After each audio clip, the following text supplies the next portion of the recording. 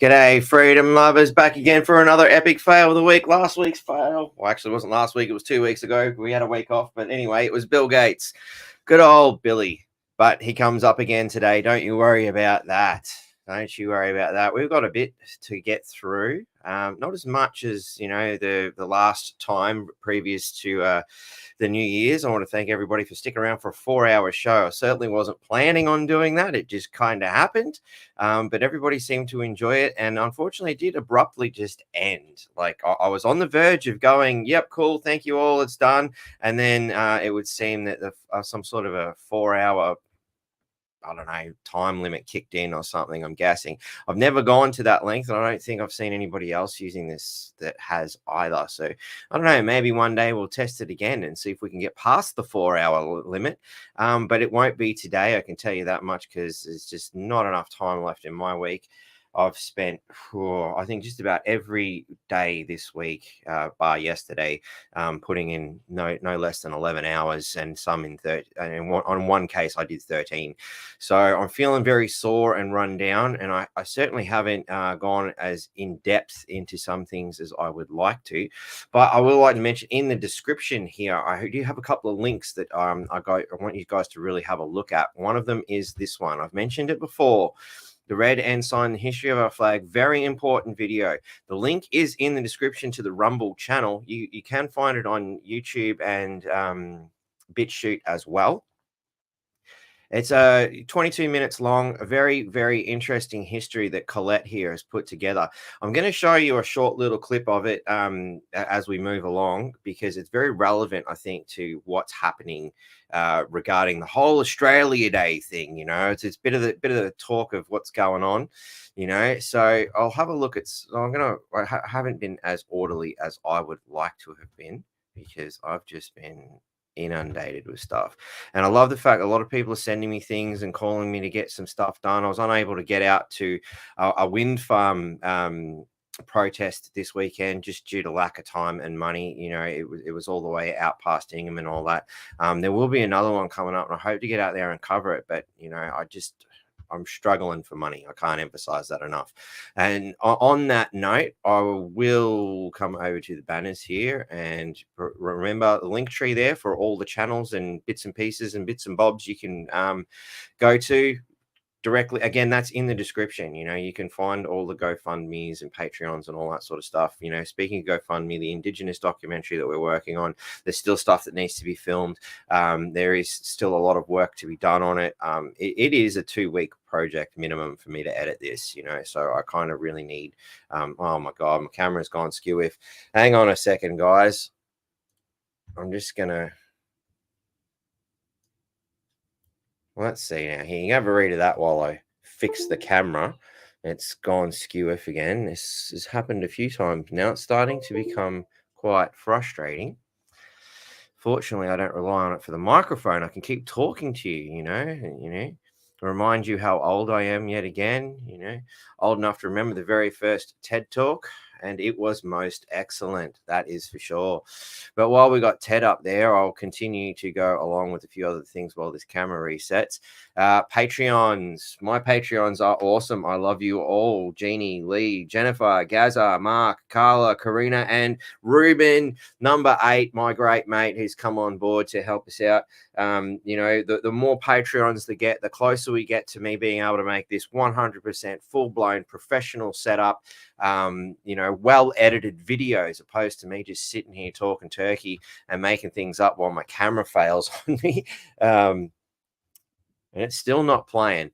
We're going to have to go into some extra stuff. So anyway, reminder, you definitely want to check this this out. Of course, you can contact me, North Queensland Freedom Network at protonmail.com. If you have stories or you think you have something important enough to share, let us know. Give me a call. G'day, Susan. How you going? Love my t-shirt. I'm glad you got to see it before the camera went skew on me. I'm going to try and reset it again. So thank you for loving my t-shirt. That's really awesome. Let's try that again. G'day, Anne. How are ya? Sorry, can't send stars. I'm not sure what send stars. I think that's like some, I don't know, Facebook feature or something. I did see it the other day. I couldn't quite figure out how it worked either, but it's all good. G'day, Patricia. How are ya? Oh, it was a glitch in the matrix. Yeah, well, it was a glitch in the matrix. It's a glitch in my camera matrix. Hey, Valerie, how are ya? Good to see everybody's coming back in. Hope everyone enjoyed our last show with Dwayne. That was a very interesting one, and the first step towards a chain of Indigenous guests I'm going to be getting on over the next few weeks. But we might have a quick look at some of these memes while this camera is still being a right pain for some reason.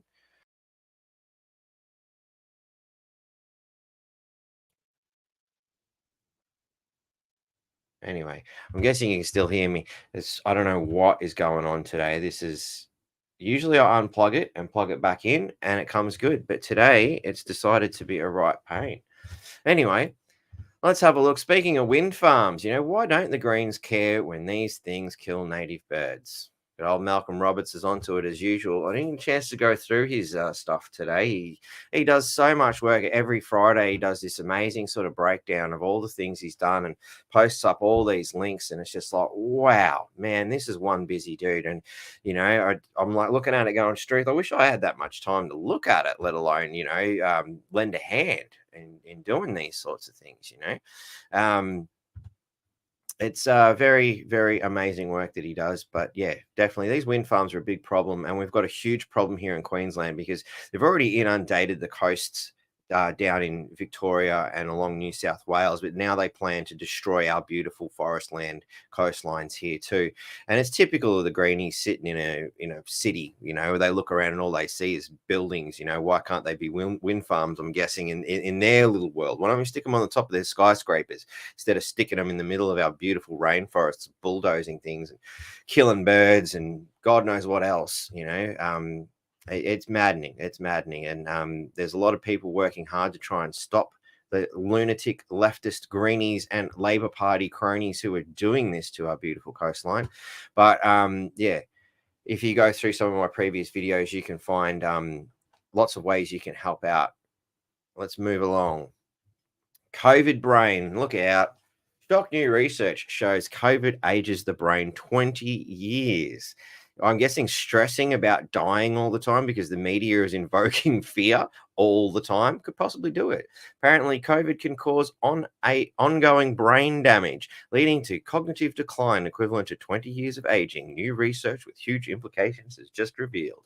Yeah. Oh, if I had a bit more time, I might have looked into that. But I think just that picture alone and the idea that maybe you're just scaring people to death is possibly all we really need to do to visit that one.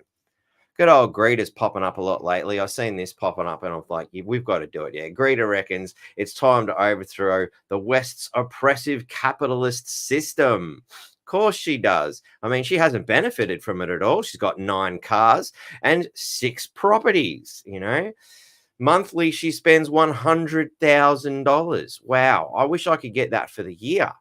Well, I mean, my God, these people are absolutely insane. And how could you follow this when you're sitting there in abject poverty yourself, struggling, folding your garbage and taking all your recycling to the recycling center every bloody week and chewing up all your valuable time? How could you support someone like this who has 9 cars, 6 houses, spends $100,000 a month, and then has the nerve to tell you need to make cutbacks? Yeah, I can tell you what I'd like to cut back on, and I think it starts with people like this. So anyway, good old RFK. I'm guessing I'm really liking a lot of what's coming out of the RFK. I don't know if he's doing a wonderful publicity stunt or if he is the real deal. I guess time will tell. As we watch Biden continue to cripple with age and still has a stunning inability to string a sentence together, and he's marketing campaign is basically Trump is evil and here's a threat to democracy. We have RFK as a third opportunity coming into the scene, which is pretty exciting for America, I'm guessing. And must be really nice to have rather than a bipartisan scenario, a tripartisan scenario.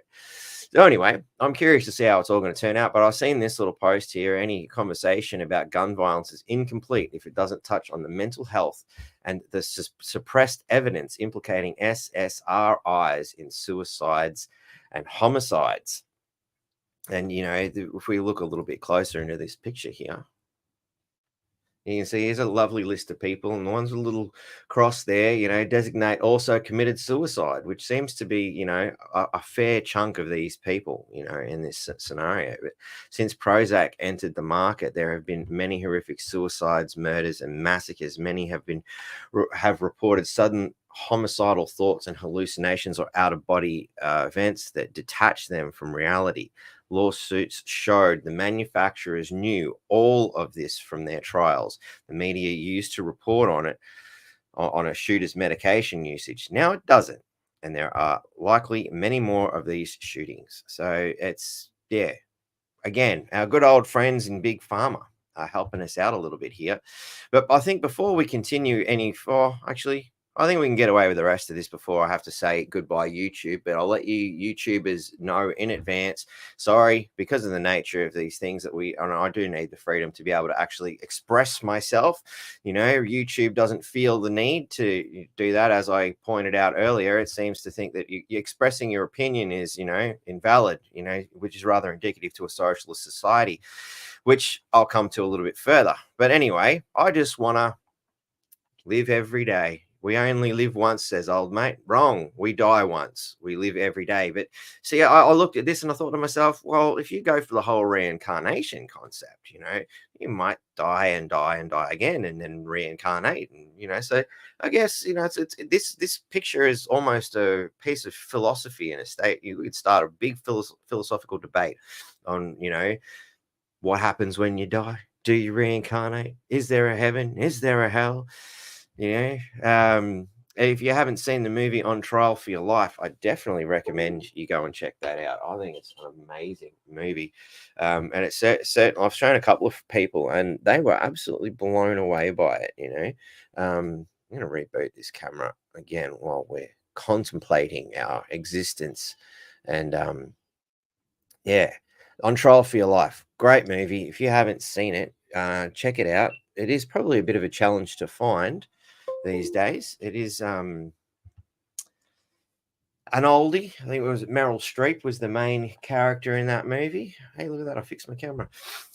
But I would definitely recommend it. It was a bit of a mind bender for me. I remember watching it as a young kid and really enjoyed it. And it certainly, threw a different perspective on, sort of what happens when you die.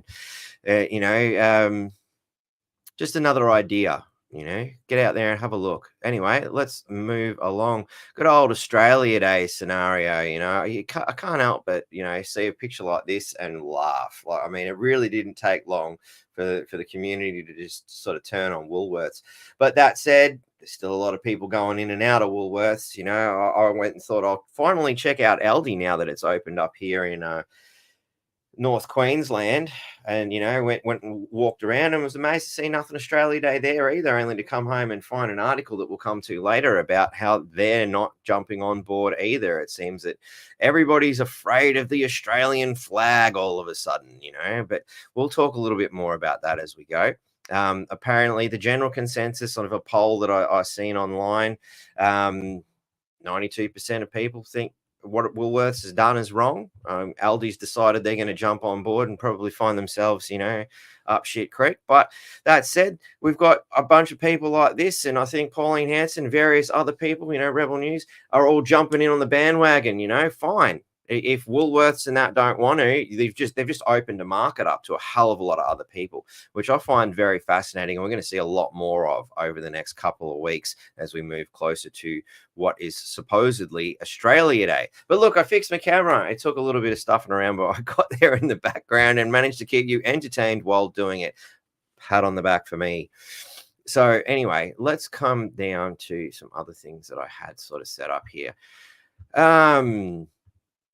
I think, again, as we come into the Australia Day scenario, this is a very important concept to think about. What if we were lying? Why would we lie to ourselves?